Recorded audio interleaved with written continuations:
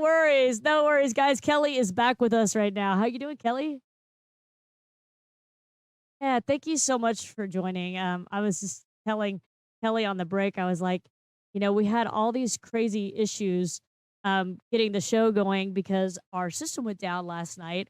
And so it put off when Kelly and I were able to do our little trial run. So we're kind of going with a short trial run today, but excited to have you on.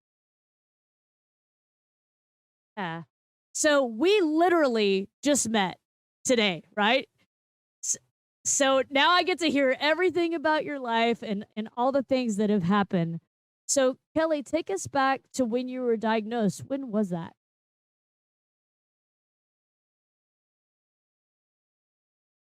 Funny.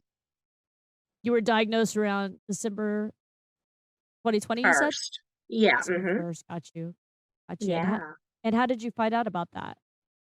Well, I just really wanna start off by saying, it was super shocking because really I had never been sick a day in my life, really, and so, it was shocking, and so I was actually out of town, and, I was in a hotel, and I was kinda there by myself, and I was just laying on my side, and I, felt this lump, but it actually felt like, it was part of my rib cage. So I was kind of on my side laying there and I was like, "Is that my rib cage?"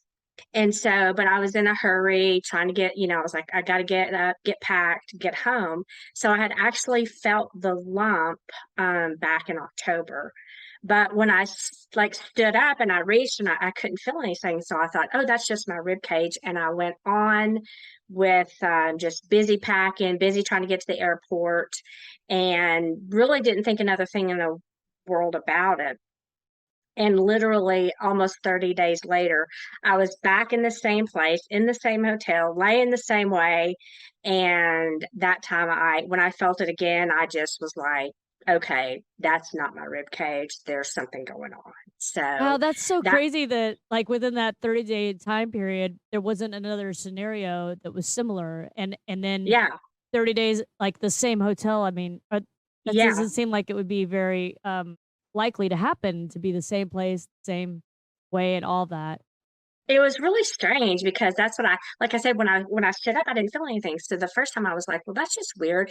It just felt like maybe that was my rib cage. So I just was busy with life and not thinking about anything. But really, my stomach felt nauseated when that second time I felt it because then I just was like, I need to get to the doctor. So now let me back up and say this is also because I'm never sick, never went to the doctor. I also was one of those ones that really never had done a mammogram. So Wow. thankfully, Yeah. yeah, they had said that even so, I found we found it really pretty early on. So That is really lucky. Could I ask? I mean, I know when people ask me this, I'm like, I ain't telling you that. But how old were you? I'm let's see, so I was 53.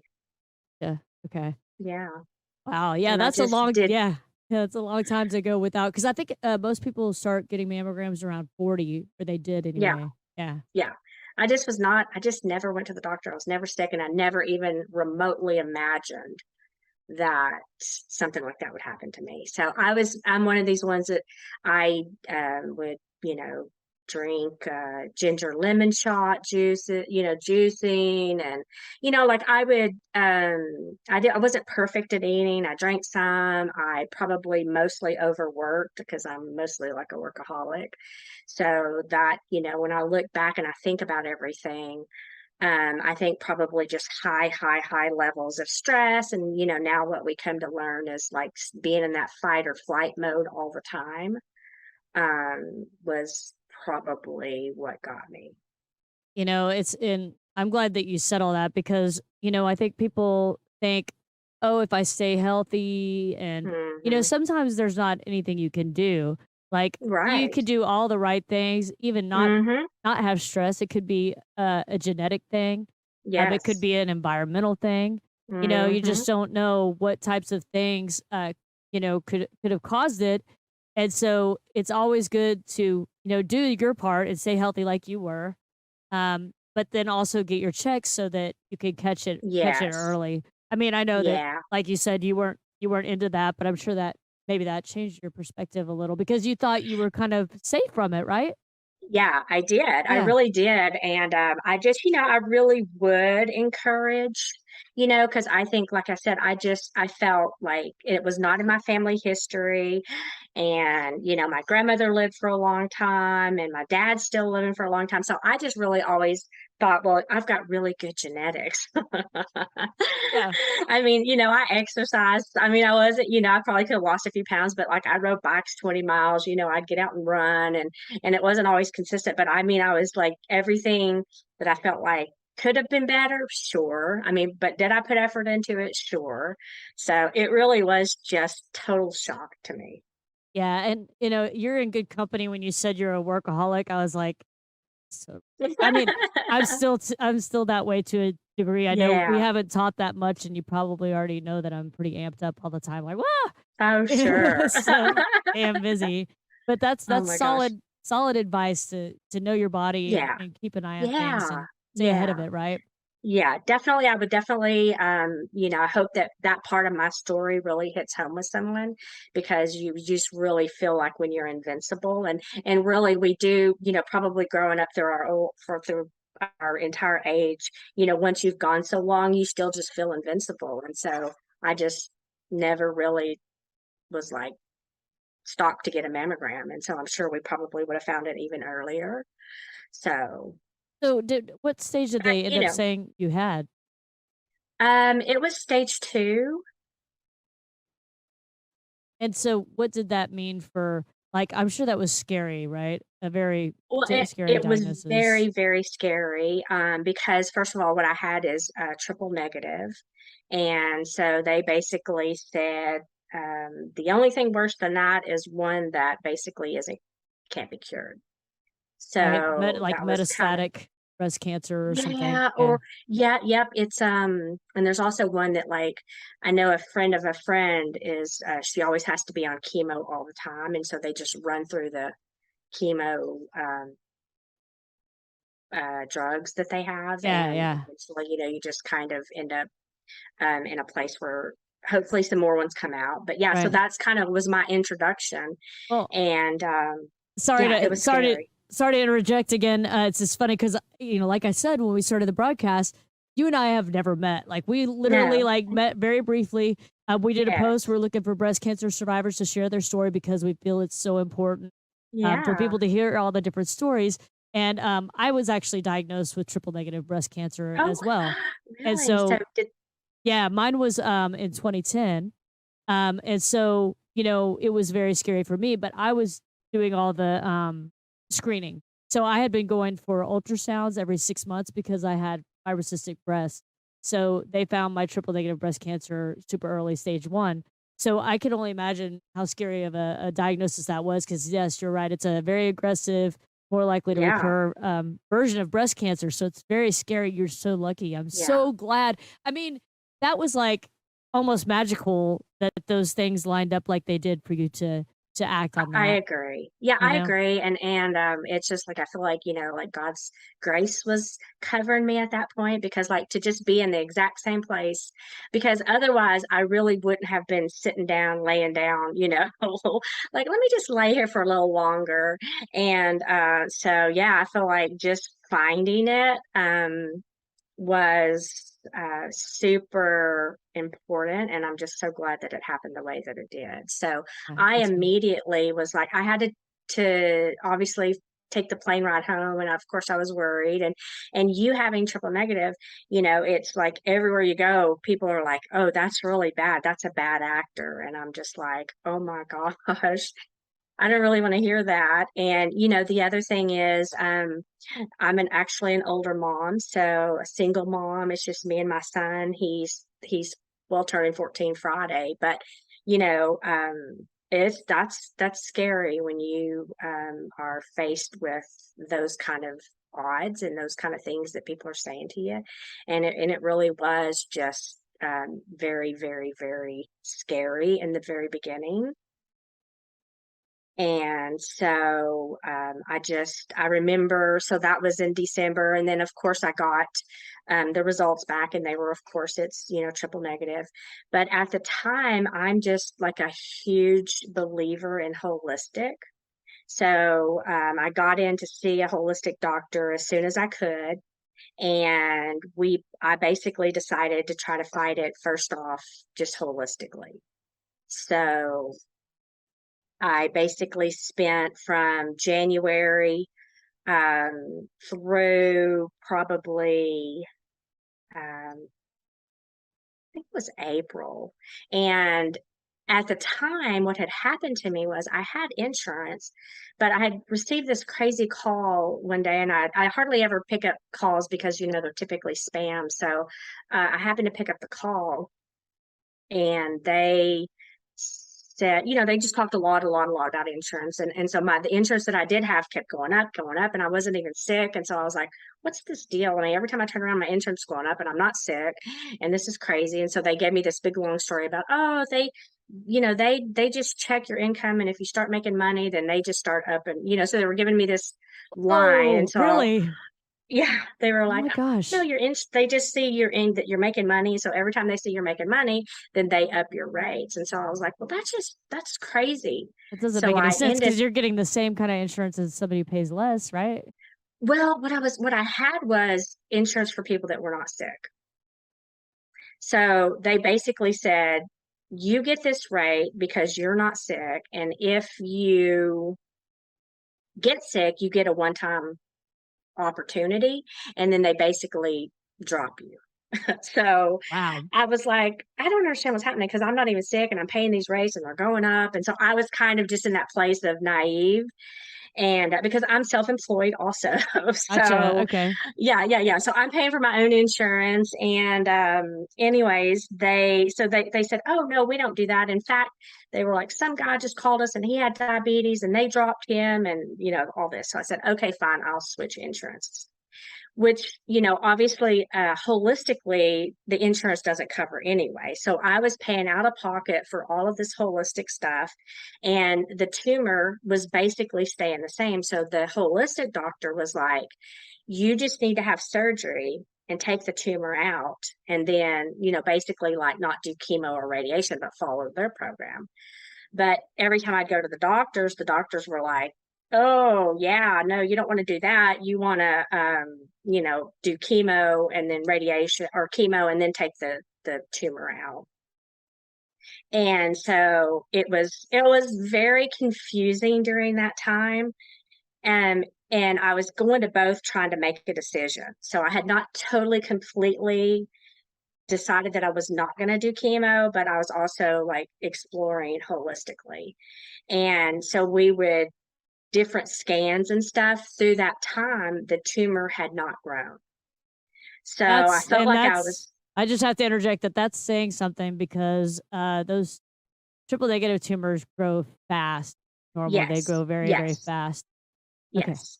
And it had not also spread anywhere. So everything we were doing and I was checking, it had not spread, but they were still, of course, the traditional doctors, the chemo doctors were like, you can't, if you decide to do chemo, you can't do holistic, you can't. And I take a ton of vitamins and I always have.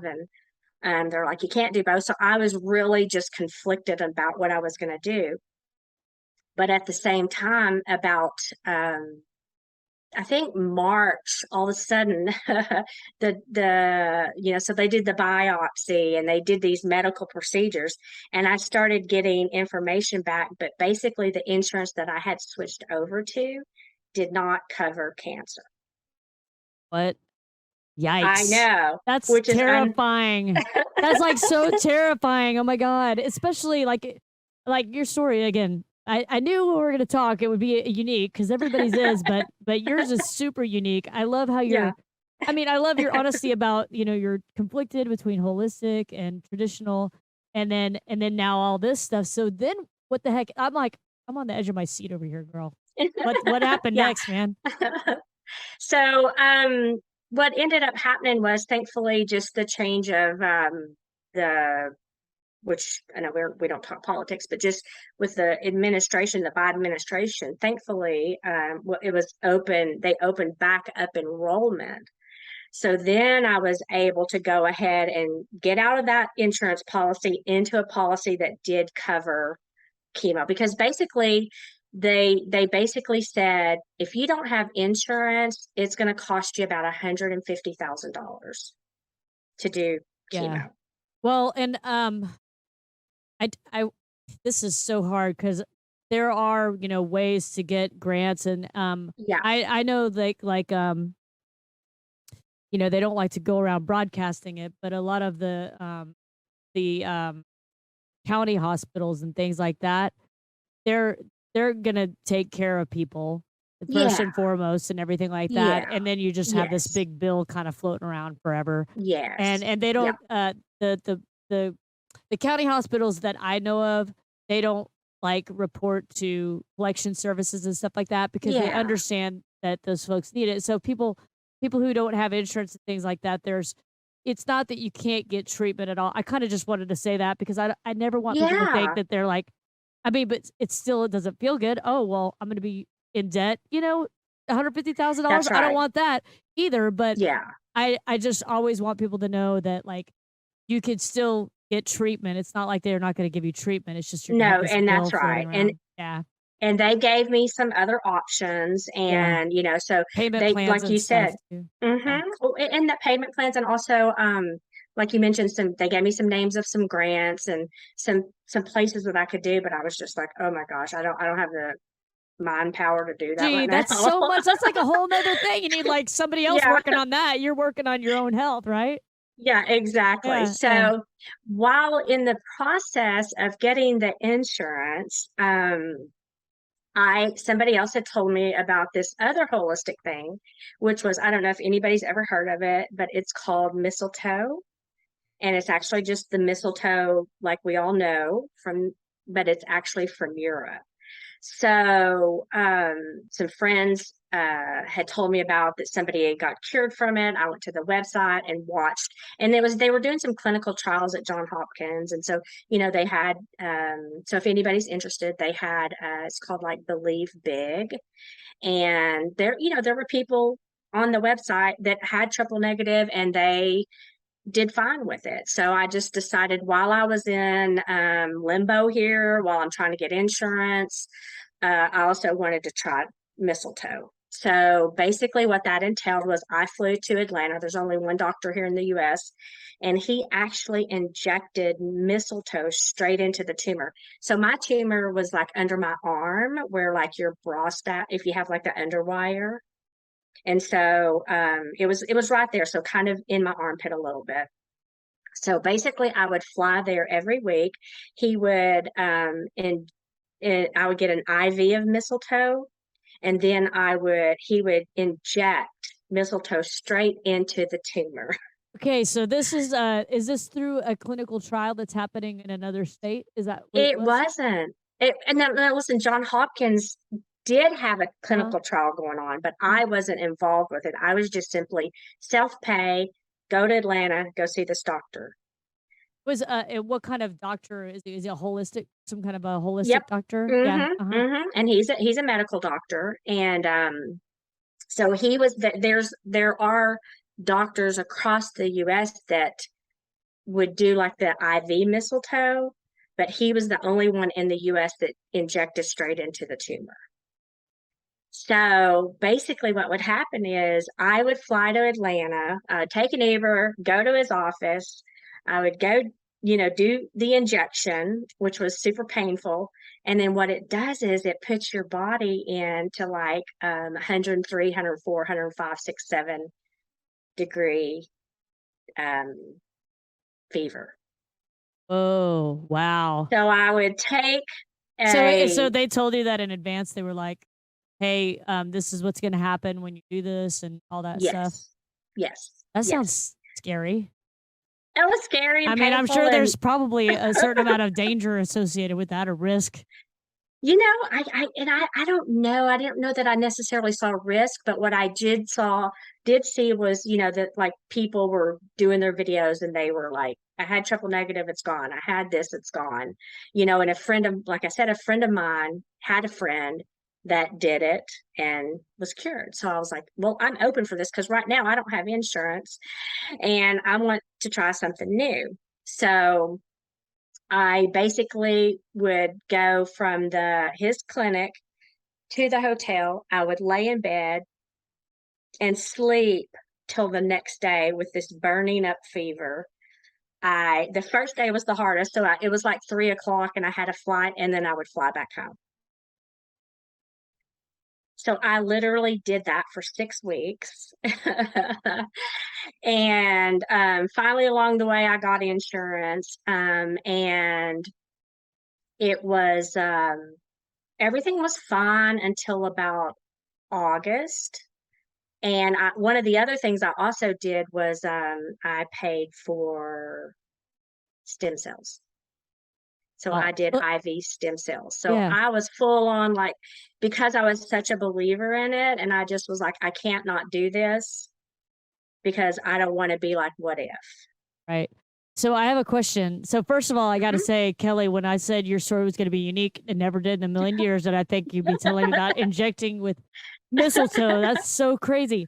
So Yeah. interesting. So my question is as you were doing this treatment with the mistletoes and going back or mistletoe and going back and forth, how was the progress or how was the tumor being looked at that point? Like who was looking at the tumor and how were they doing that and seeing if it was working? What was happening was when they injected it straight into the tumor got bigger. I mean, because of swelling. So you can imagine it was under my arm and it was physically now outside of my arm, like on my armpit. Wow. Yeah. And he said what happened is you're just not really going to know until you go do surgery. You're not going to know if it's scar tissue that's there or if the tumor's grown or anything else like that. So it was just pure blind faith. And I just was like, okay, I'm, I'm willing to do it. I mean, I didn't have insurance. I wasn't willing to sit down and try to fill out all that form. So I thought, well, I'm just going to do this while I'm waiting for the insurance to kick in. Because once I did get insurance, then it was like, oh, it's going to be 30 days. Yeah. Well, Um, you mentioned that so you were doing the mistletoe injections and then later you did the stem cell, but you mhm. mentioned that there was a period of time where everything was fine. What did you mean by everything was fine? How did you know it was fine? Meaning because we had done, I can't remember if it was a CAT scan or if it was an MRI, but the literal growth was like centimeters.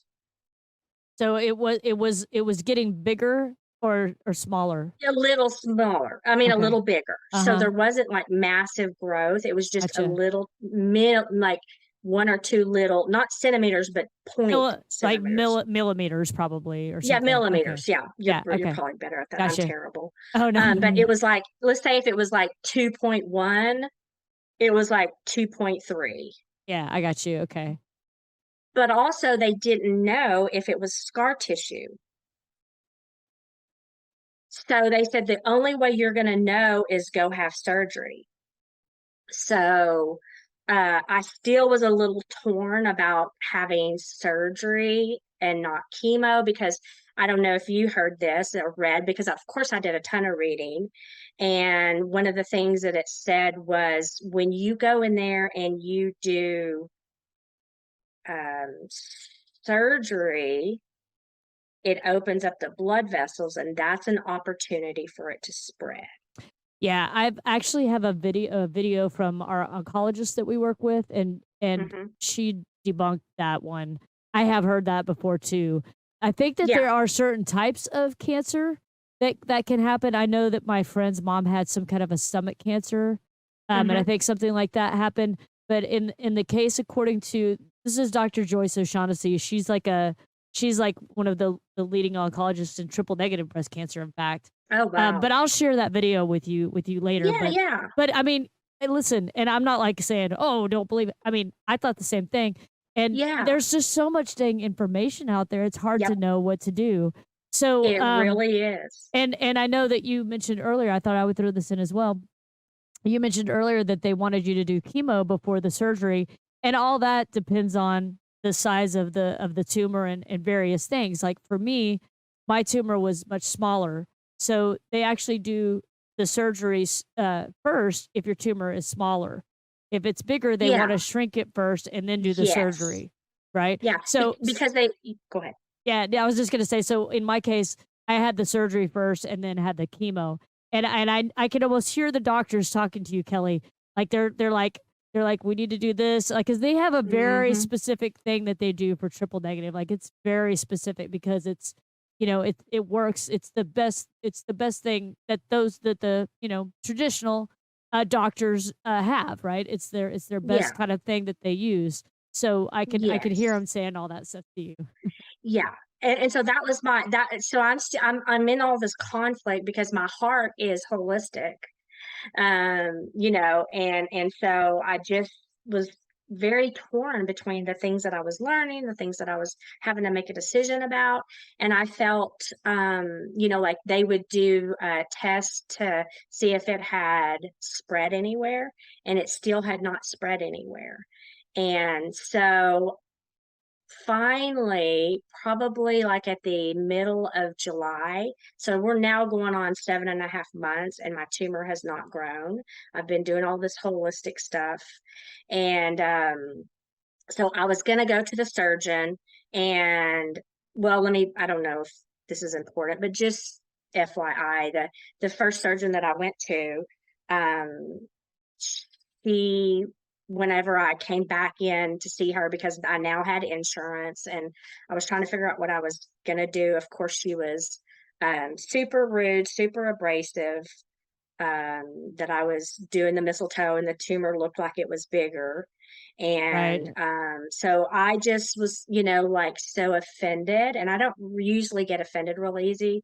But at the end of the day, I just thought, you know what? I'm going through a lot and I don't need you treating me like this.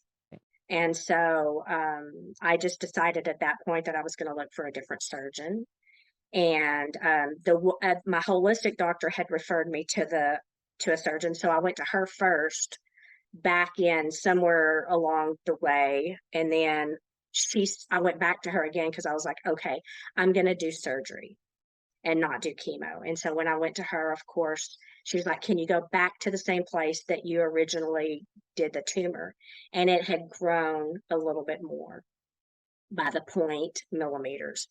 And really at that point when that MRI came back, I just thought, you know what? I'm I'm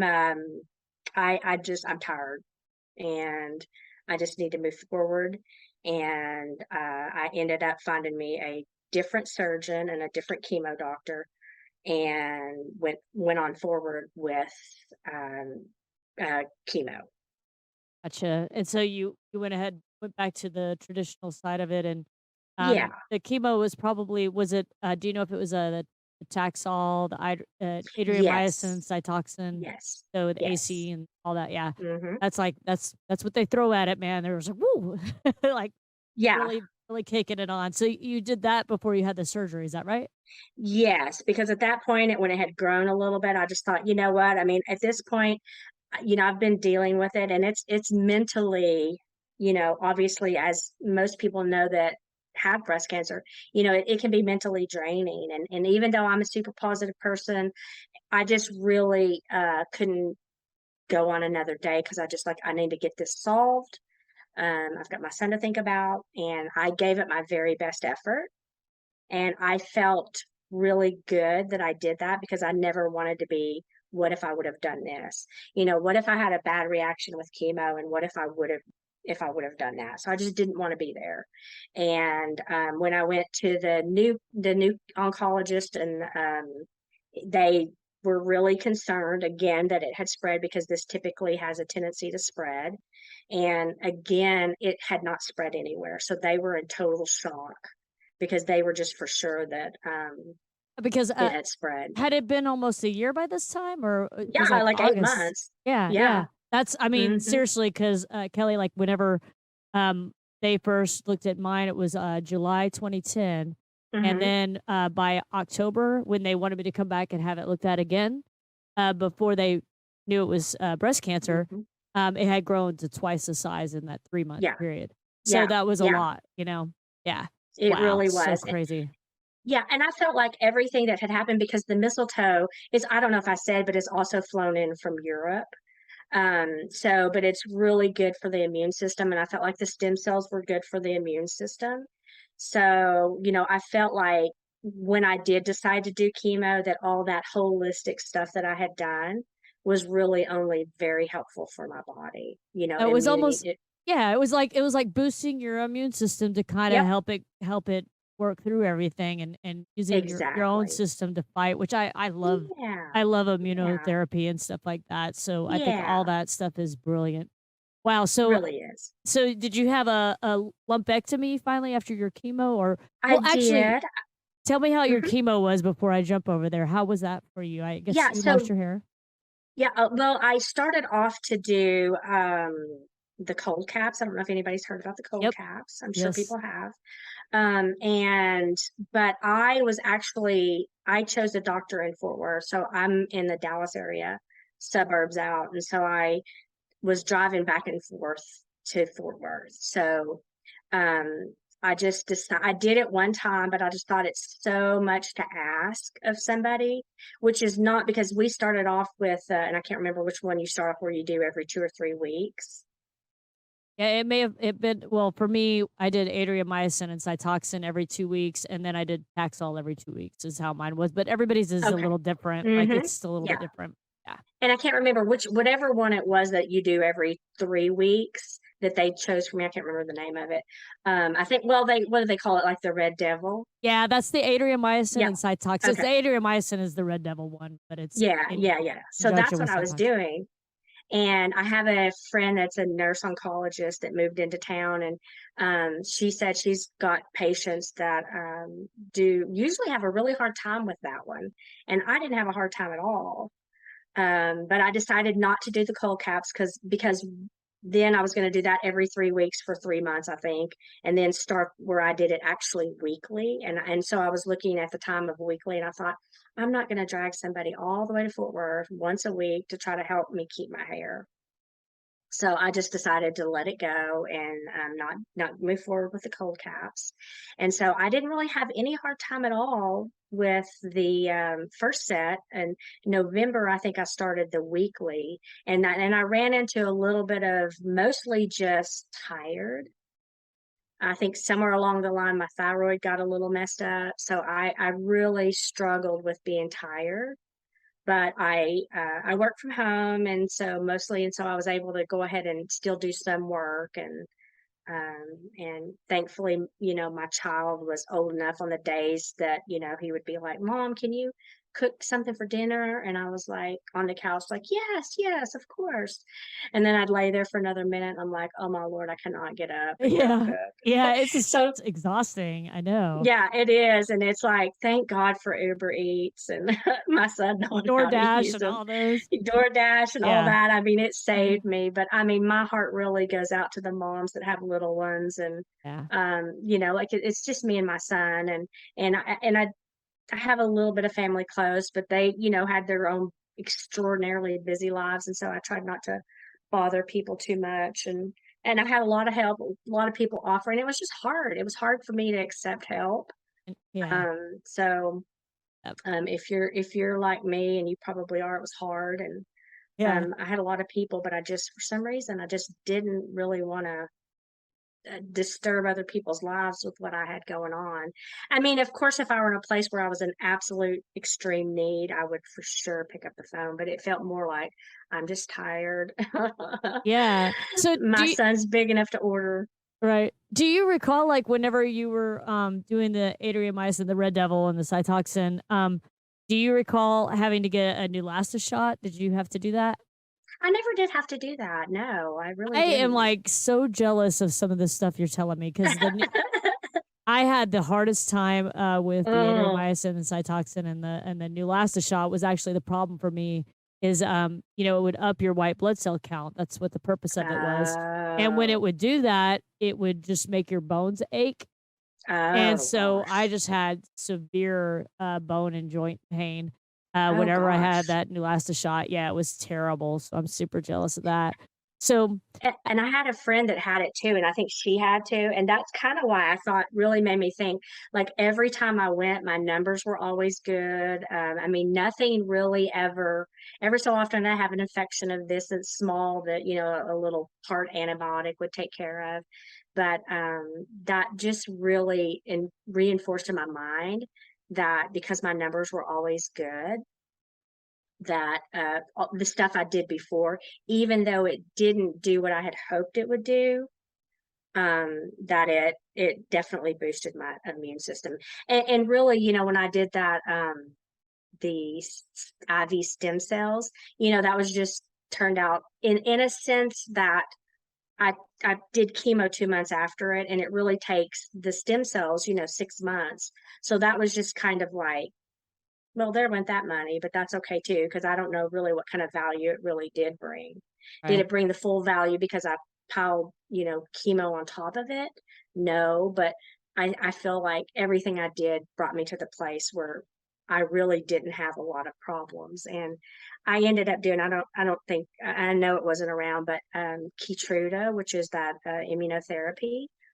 I was one of their first patients at this particular oncology office to use, and the FDA had just approved it a few days before. Oh, So how I was lucky. their yeah, I was their first patient. So what ended up happening along the way was, my doctor would say, "Oh, I've discussed your case with," so the radiologist and everybody in their practice, they had 16 offices, so they would all get together and discuss my case because I was their first patient to do Keytruda. So cool. That's so cool. And see, Yeah. and if you think about it, you're also helping other breast cancer survivors out there, people going through breast cancer by being able to do that and kind of lead the way, Yeah. for other Yeah. folks. Yep. That's awesome. Yes. So Yeah, cool. it really was. I was, and that's it really was so then I got through with the second half of it, which I did struggle a little more with the weeklies, just as far as being tired. And then the April came. Well, I finished chemo in March, mid March, and then we waited for a month, and then I went into surgery, and they took out the lump, and then I was considered cancer free. And then they wanted me to do radiation. So I wasn't super sure I wanted to do radiation because, again, I still was like, I just don't want all that stuff in my body. And I considered not doing it. I had spoken to another holistic surgeon, not surgeon, doctor that, I mean, I can't remember where she had moved, but her husband got transferred out of the country. So she was taking Zoom visits, and I spoke to her for probably an hour on the phone, and she had had cancer, and she did not do radiation, and so I really, really just spent some time again struggling with whether I wanted to do radiation or not. But I did like my oncologist, and he's like, "I really, hope that you do this, and I hope that you can stay in our office." So what ended up happening was I was driving back and forth to Fort Worth every day. I went ahead and decided to do radiation, and I was driving back and forth every day for 6 weeks to Fort Worth because, again, because I knew that they had my case special and they were all studying it, and my oncologist said, "Well, if you can, it would make it easy if we had all the records in one spot and we can keep this Right. amongst all of the staff and everybody." Like So your I your made your that main choice. your have like your solid medical team that's all together. Yeah. Yeah, Yeah. yeah. So but they were very pleased with the results. They were very pleased with the way everything turned out. And so I literally just finished radiation about 3 weeks ago. It's so crazy, man. That's so wow. So how often are you going in for follow-ups now? Is it Well, every so what I am doing is the Keytruda carries on for, I think, 6 months. So I'm still going every 3 weeks to do the Keytruda, which is the immunotherapy. So it's just a quick 30-minute, no side effects. and I guess do you feel pretty good about the Keytruda because that's sort of in line with what you believe in, the immunotherapy, Yeah. right? That kind of thing? Yeah. More Yeah. holistic and less I mean, Yep. because to be honest, the oncologist I referenced earlier, Dr. O'Shaughnessy, Mhm. she doesn't like a lot of medications. Like, she's not one of those people that just throws medications at you. In fact, she's always asking me she asked me for years when I was still going to her, which I don't have to go to oncologist anymore, which Yeah. is awesome, but, she was always saying, "What medications are you on?" And then if I was on anything that she didn't like, she's like, "We need to figure out a way to get you off of this. This isn't I don't like you being on this." Like, just from other doctors, like, if I had, like, a hip problem or, Yeah. some other issue, my back issues, if I was on something that she didn't like, she liked me to be on less stuff. So, like, Oh, good. the only thing that she, wants me on is, vitamin D and calcium, and that's just because, Oh, okay. I've just had some, bone density issues since chemo, which kinda sucks, and I am gonna blame chemo on that because, For sure. nowhere in my family does anybody have, any bone issues, and I'm starting to show, early signs of osteoporosis, and Oh gosh, I'm so, so yeah, sorry. and I'm 53, so I was the age, that you were when you were diagnosed, so, it's too young to be really having those kind of problems, but Yeah. yeah, so I'm staying on top of the calcium and the vitamin D and stuff like that and doing what I can Oh, to good. weight bearing Good. exercise, but I need to call you and be like, "Okay, Kelly, what else do I need to do to take care of myself?" Oh, I know. Well, and the reason why I went ahead and chose the oncologist that I did choose was because he basically, I said, well, I just never felt at ease, even though I really liked the first oncologist that I had. I really liked, he was super patient. I mean, I was scheduled to go in and do chemo, and then I was just like, no, I'm not doing it. So God love his little soul. He was so nice and so sweet. And so finally, the one of the last times I spoke to him, and it had grown just a little bit, and I just was like, okay, I think I'm going to do it. But the thing, he said to me always was, you can't take vitamins and do this. Like, you cannot do holistic and do this also. And I Yeah, just never yeah, felt at ease with that. I yeah. mean, I just did not believe that. And so when I went to the new oncologist, he was like, "Yeah, yeah, why can't you?" And they also had and I don't think she was like a chemist, but she was also a doctor. So they reviewed um, a lot of the stuff that I was on, and some of it she really advised maybe for me not to take, but I just really wasn't willing to give it up um, because I thought um, if and so but again, I don't advise anybody else to not follow their doctor's total recommendations. That's not what I'm here about. It was just a personal choice for me, because I just thought, if chemo kills everything in your body, are you telling me I can't take vitamin A or vitamin D or Right. so Yeah. really what I would do is I just kind of measured it around like 3 days before chemo, I wouldn't take it. And maybe like 2 days before chemo, I would stop all the vitamins. And then I would let chemo come in, and maybe 2 or 3 days after, I would pick it back up again. So I just kind of measured my stuff in the best way that I felt comfortable with. And so, but originally he said, "No, that's fine. Take whatever you need to take." And so there's just so many differing opinions on it that I just chose to follow and just kind of do what maybe would be a hybrid of Yeah, it's so interesting. What a fun story, Kelly. It's like it. it's really cool. I'm really glad you were able to join tonight and tell your story. I've got a one of our other admins for the Survivors Rock of Breast Cancer Can Stick It community, which is our Facebook group.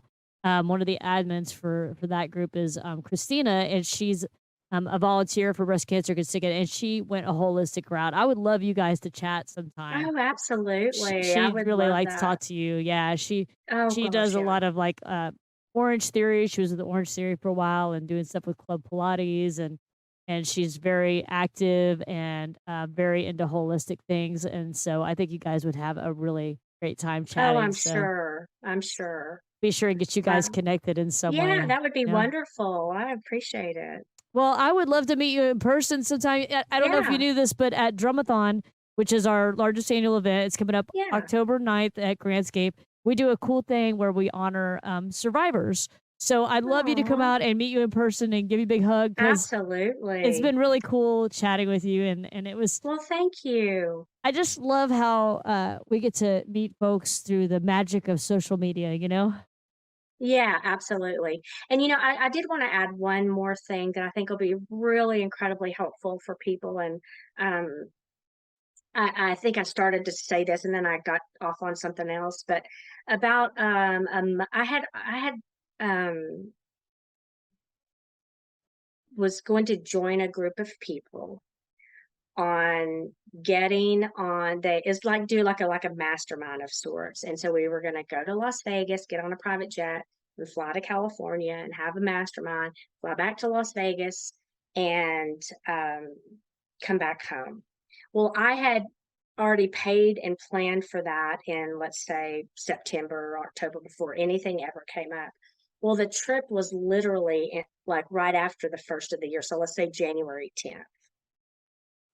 And I again found myself struggling just a little bit emotionally because the morning that I was supposed to get on the flight to make it to Las Vegas, I woke up in this like tremendous fear. And I'm not a fearful person, and it was agonizing, terrorizing, just absolute stopped me in my tracks fear because I I thought, should I be doing this? I mean, shouldn't I be spending time with my son? Because I did not at that point have any clue what my future held.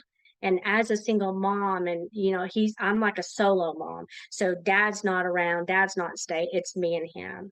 And I had this horrendous fear. Like I said, I can't even describe how fearful I was. And so one of my friends happened to message me that morning to say, "How are you doing?" And I told her, I said, "Also, I just woke up in this fear that I've just never experienced in my entire life. I'm afraid that I should be spending time with my son and not doing something like this." And she said, "Why don't you turn on some music?" And I said, "Okay, some, worship music." And I said, "Okay." So I just happened to flip on one, and the very first song that played was "Fear is a Liar."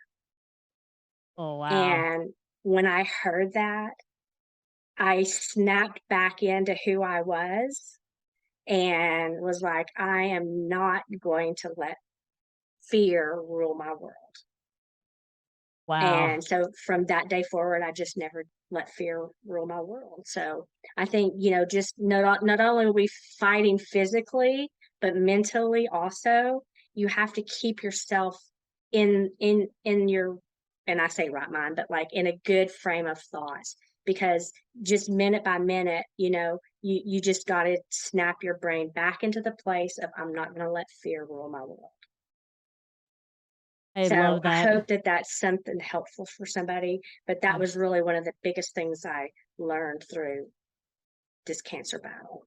You had a lot of, I feel like divine intervention happening in your story, and Yes. that's super powerful. I have to tell you, we've got some people commenting. Max said, "Thank you for sharing your story," and he also said, "I love that song."